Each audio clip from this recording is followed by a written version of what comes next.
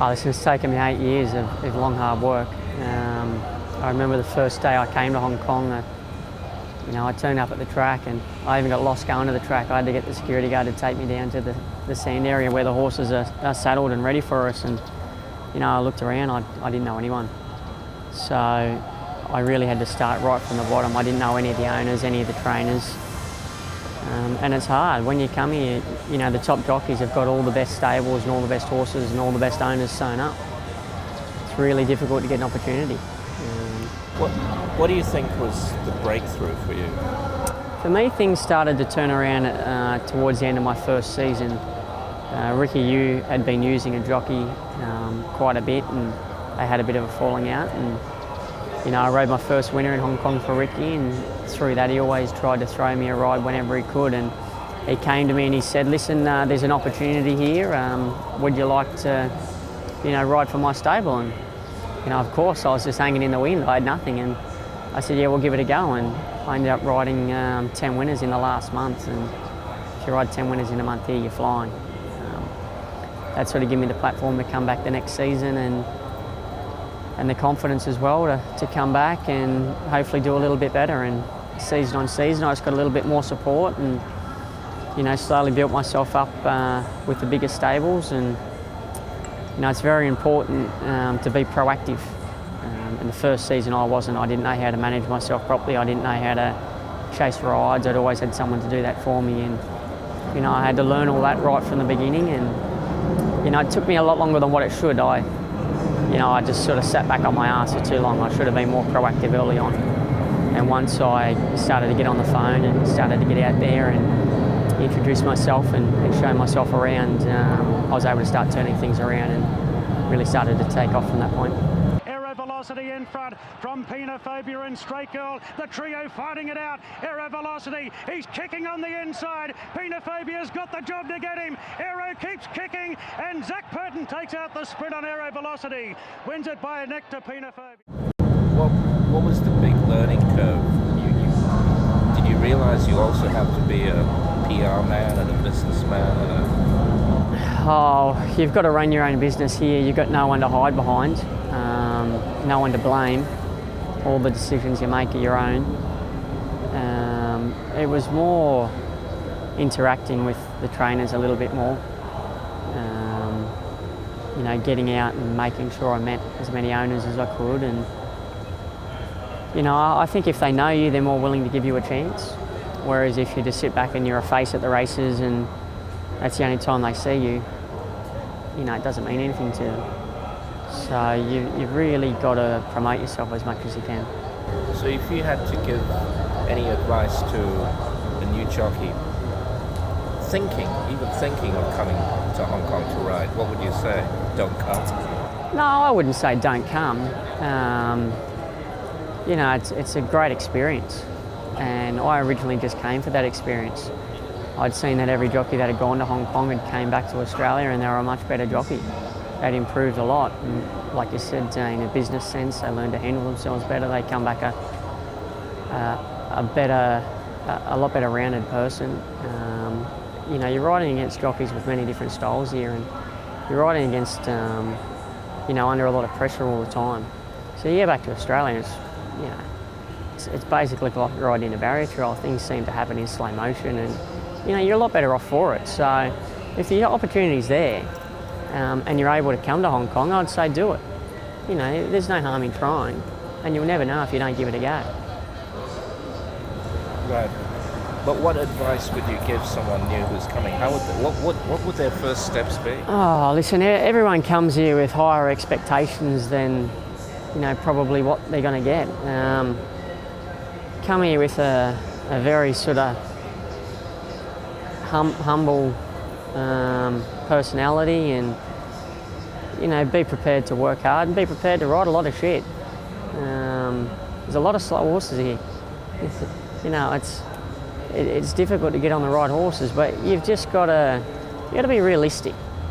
You've got to know that if you're not on the right horses, you can't win races. It's as simple as that. And just try and learn as much as you can off the other jockeys, the way they operate and the way they ride, and you're going to learn a lot and further your career quite fast. Here it just fast tracks you. What might take 5 or 6 years to learn overseas, you can learn here in 6 or 8 months. So, you know, it's about what you want to get out of it. If you want to come here and be champion jockey, you've got to expect to work hard for a number of years to get there. It's not going to happen overnight. If you're going to come here for a little bit of experience and go back to where you come from and be better for it, well, you're going to get that. Then endowing, ambitious Dragons winding up on the outside. Military Attack back to the rails. Gold Fund going after Blazing Speed. Military Attack the fence, but Gold Fund just in front. Military Attack dives on the wire. Oh, I think he got there. Military Attack has dived at Gold Fund. What about, you know, there are jockeys who think Hong Kong is still a place to make quick money. What do you say? It's a wrong attitude to have. You know, if you're coming to Hong Kong thinking you're going to be a millionaire and thinking you're going to have pockets full of cash, you know, it's a wrong attitude to have. 1, you're going to get in trouble. 2, you're going to get disappointed. You're going to get incredibly frustrated. You know, sure, there's a lot of money to be made here, but it takes you a while to get to that position where you're getting on the right horses in the right races and the right horses in the big races where you can make that money. But until you've worked hard, you've earned your straps, you've done the groundwork, that doesn't come overnight. And if you come here thinking it's going to, well, don't bother coming. So how do you think you've changed in the last 2 years since winning the championship to where you are now, and where do you expect to go? Listen, in some respects the pressure is off because I set myself the goal to win that championship. I'd done everything I could every day to try and win that championship. I thought about it every day. It was absorbing my life at one stage, but you know, I've done it. I might do it again, I might not. If I don't, it don't matter. I've done what I wanted to do. But through doing that, Hong Kong is a brand place. They love their Louis Vuitton, they love their Rolexes, they love a brand name. So if you're a champion jockey and you're riding lots of winners, they want you. So I've got to a position now where a lot of owners want me, but as well as that, I've finally got to a position where I've got a few big stables behind me. So I'm not guaranteed rides, but I'm getting offered the right rides, and if I can continue to ride winners, I keep getting offered those rides. So I'm in a position now where, you know, I'm a lot more relaxed about things because I know the rides I've got coming up, you know, they're going to be competitive. Obviously barriers are very important and track bias and all that sort of stuff, but I know I've always got the right rides coming up. And with support, you know, you're not trying to grab onto something that you don't have. And once you get support here, it's very comforting. And I think because I got the position I'm in and I've got that support, for some reason I've just been able to relax because of it. And where to now for you? Well, for me, obviously, the championship is always there. This season, unfortunately, I missed 2 of the first 4 months of the season, and I've had a lot of suspension since and a number of injuries, so I haven't given myself a chance at all to do it. But you know, you always come back every season hoping you're going to be competitive in it, and there's no reason why I'm not going to be. But as well as that, it's getting on the big horses in the big races. I always wanted to win the Hong Kong Derby. It's the biggest race in Hong Kong. I managed to do that this season, so you know, that gave me a great deal of satisfaction. There's 4 international Group 1 races in December. I've won 3 of them. There's 1 to go. I'd love to win the extra 1. I think I'd only be the second jockey in history to win all 4. That's another thing to strive towards. I got beat ahead in the Cup last year, so I came very close. But as well as that, you know, there's big races around the world. I'm going to Japan again in our off-season, so I'd just like to do well there. I'd love to win a Melbourne Cup. I'd love to win a Golden Slipper. You know, I'm going to Singapore again on the weekend. I'd love to win again down there. You know, I'd love to win in Dubai. There's all these big races around the world that, you know, I'd love to take part in. Even America, like a Kentucky Derby or something like that. I've touched on before, the Arc. I'd love to win the Arc. So there's a lot of races all throughout the world that I'd love to have the opportunity to win. Unfortunately, because I'm in the place that I'm in, some of them are out of reach, but they're not always going to be. There may be an opportunity at some stage where, you know, I'll be in a position where I can win those races. But yeah, you know, I'm just like every jockey. I just want to win as many races as I can, win as many Group 1s as I can, and, you know, just continue to do well.